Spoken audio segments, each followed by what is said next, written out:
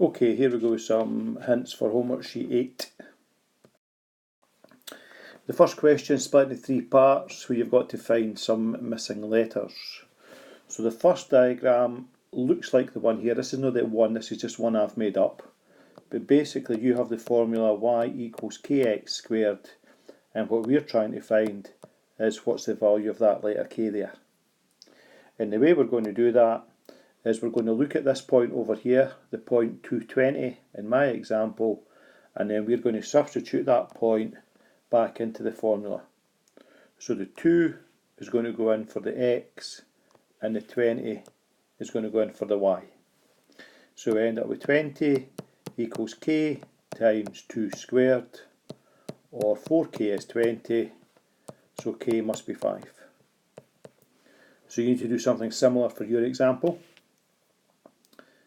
Part B is much simpler. You have the formula y equals x add a squared add b. So this time the important points that we're looking for is the turning point, the point -1, 2. Okay, so we need to substitute that. So the 1 in here and the 2 in here. So for my example, it's x add 1 squared add 2. Okay, remember this number in the bracket here, +1, has to be different to this number here. And then part 3, probably the most complicated one, because we have a different formula. This time we have y equals k bracket ax squared plus bx plus c. Now what we do know from the question is that we know that -2 and +4 is a root.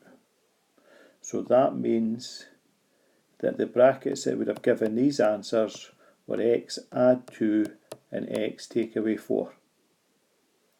Now if I remove these brackets, I get x squared minus 2x minus 8. You'll take a wee bit longer to get to that stage. Okay, now the best and the quickest way to do it is to look at the number at the end, which in my example is -8, and this number here, -4. And what you should notice is there's a connection between this number and this number. Now for my example here, the -4 is obviously half of -8. So that tells me that the k value is going to be a half. So my answer is just a half bracket x squared minus 2x minus 8. Okay, if I write them at the side, k would be a half, a would be 1, b would be -2, c would be -8. Okay, finding this fraction here at the start, that's the hardest part. Okay. Question 2 is pretty much the first question in reverse.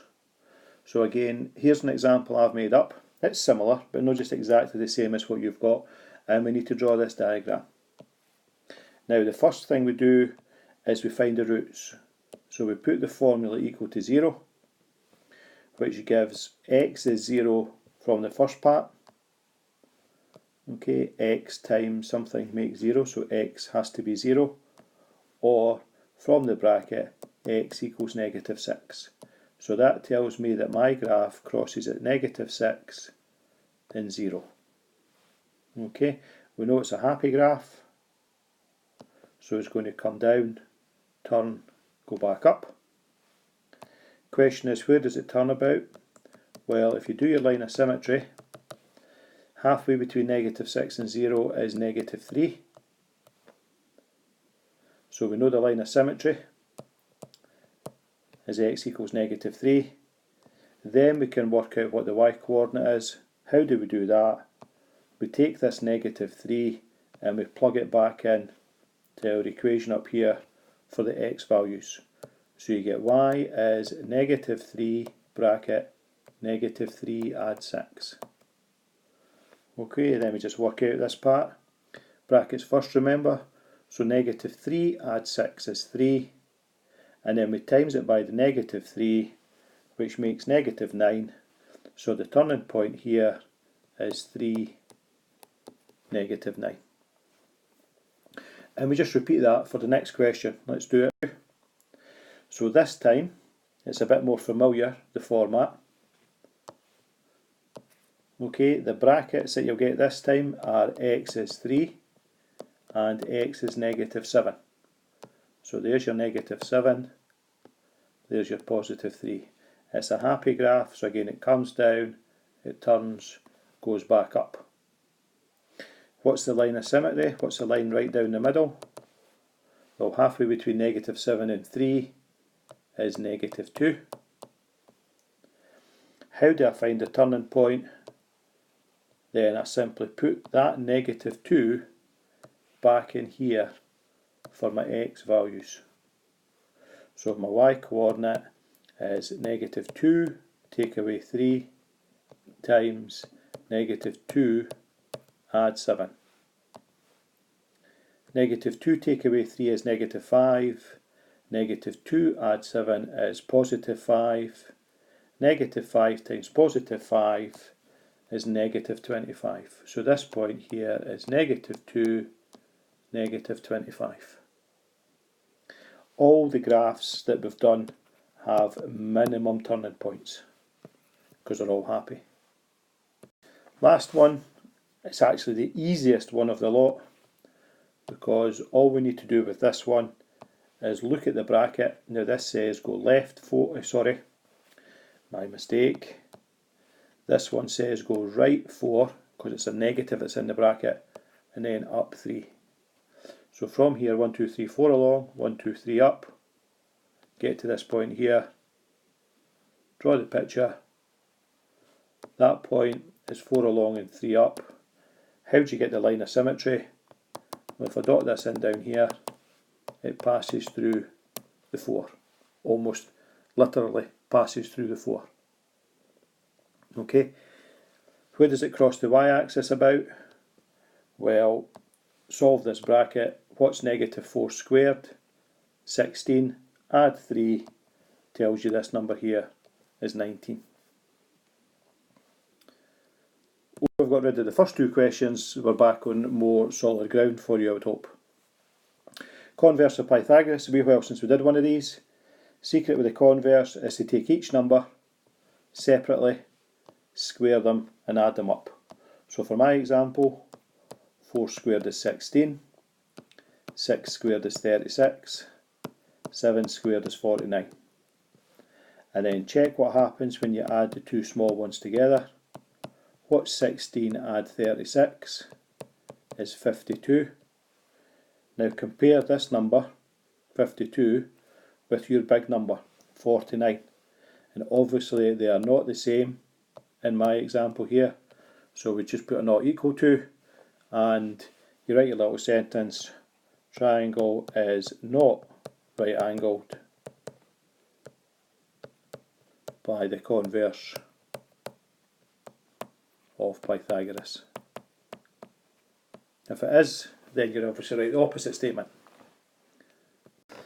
Question 4, what do we know? We know that this angle here is, I'm going to say 30. It's not, but I'm just going to say it is for my example. So if that's 30, I know that this angle in this corner here is 90, and this one here is 90. So that must make this one here 150.